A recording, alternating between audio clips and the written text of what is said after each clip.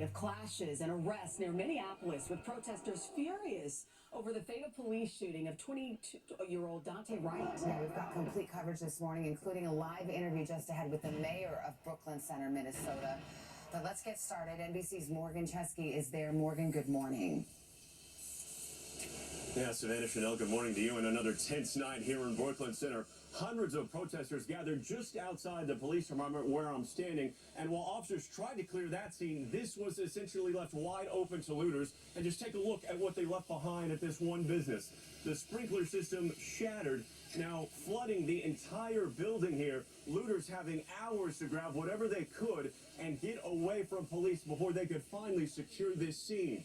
And this morning, we're learning more about the officer who fired that fatal shot, a 26-year veteran of the force, who today leaves another community in mourning. Overnight in Minnesota, another tense standoff in the streets. The Twin Cities under a state of emergency. Crowds protesting another deadly encounter between a black man and police, staying out through a dusk till dawn curfew.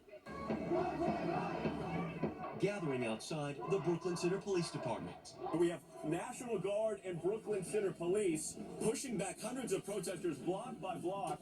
Debris is being thrown right now, and they're moving them out. They're moving them out. Authorities deploying tear gas, flashbangs, and rubber bullets. Protesters fighting back with fireworks.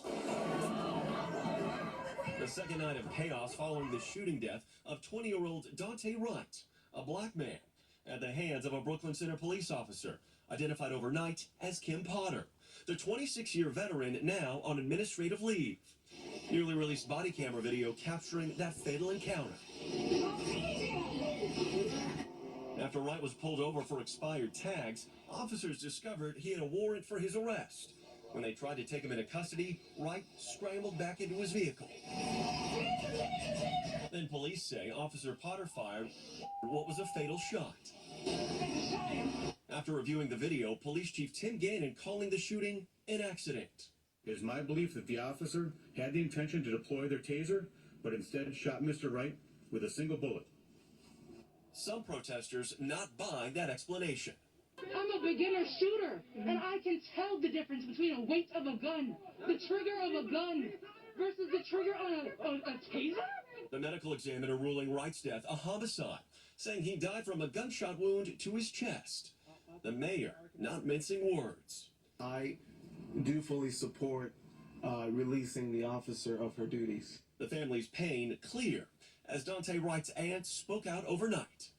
He didn't deserve to die. He loved his family and we loved him. And Wright's grieving mother demanding justice. He was my life. He was my son. And I can never get that back. Now, we did reach out to Kim Potter. Her attorney is declining to comment at this time. As for the shooting, the Minnesota Bureau of Criminal Apprehension is now investigating. Savannah. All right, Morgan, thank you very much. And joining us now is the mayor of Brooklyn Center, Minnesota, Mike Elliott. Mr. Mayor, good morning to you. Good morning. It was a difficult night, as we just saw. What is the condition in your city right now, and how concerned are you about continued unrest? Well, we're, very concerned. This is a tragedy for our city, for our community. In fact, for our nation, we've seen this far too many times where a young black man or woman is, pulled over and, by police or encounters police, and they end up dead.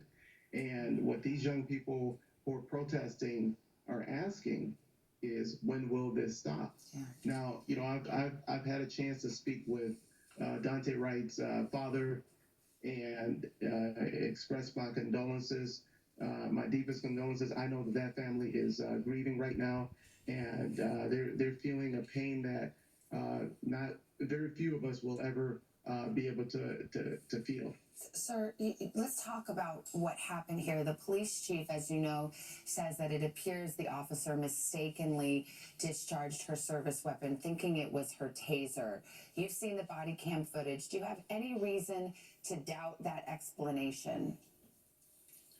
All of that is going to, be considered through a process in court where the officer will face accountability. I can only speculate as to what the officer was thinking in that moment.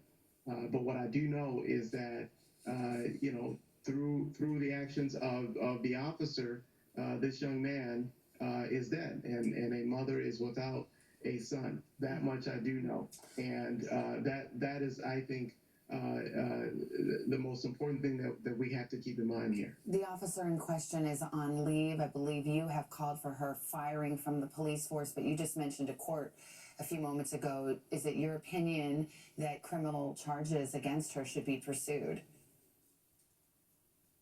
Well, we're going through a process right now where that determination is going to be made, and I have the full faith and confidence in our system, in our process, and we're gonna pursue justice wherever it leads. And I have called for the officer to be relieved of her duties.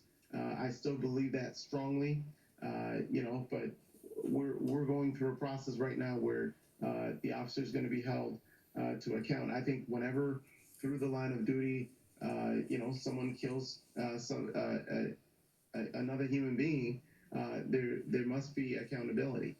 Do you have any questions about the circumstances of the initial traffic stop? The police said that they pulled Mr. Wright over because of an expired or missing license tag.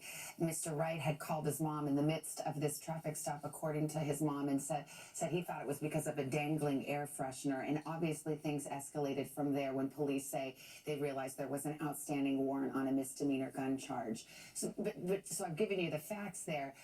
Do you have any reservations about the initial traffic stop, the initial being pulled over? We do see often that there are differences in what gets reported. We saw that in the Derek Chauvin case. We saw that what initially was reported as the facts turned out to be different than what we all witnessed with our own eyes. And so, we have to wait and see what the facts bear out.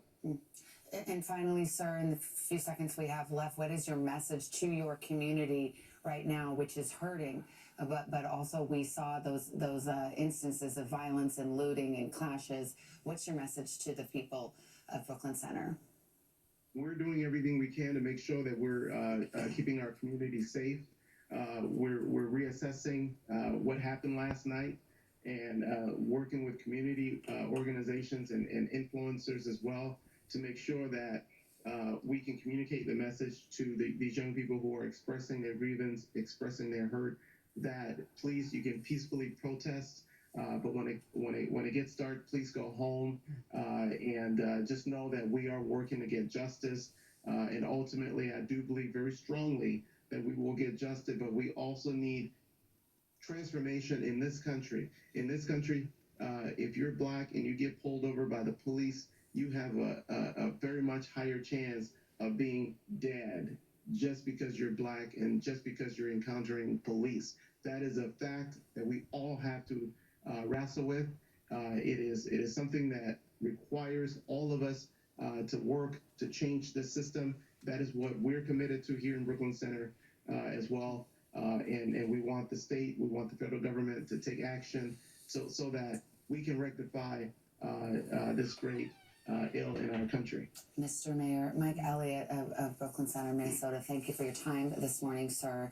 And we've got to get to this other breaking story as we speak. The FDA and the CDC has announced